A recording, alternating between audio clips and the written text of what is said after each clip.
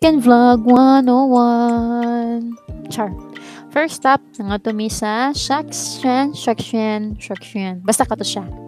Na diri siya kung siya Chinese food. So there. Medyo siya first time nako ni siya nakatry diri. And expect me nga lamian siya no kanang mas lami pa siya sa Mandarin kay mga Mandarin peoples manggod mi no pero medj dili get saya pero barato. So kung naa ka sa lanang unya nangita kag foodams na madali-dali, well paspas kaayo ang transition no. So dito ka sa Shakshan. Nya next namong giadtuan kay mga laagan mi nangadto mi sa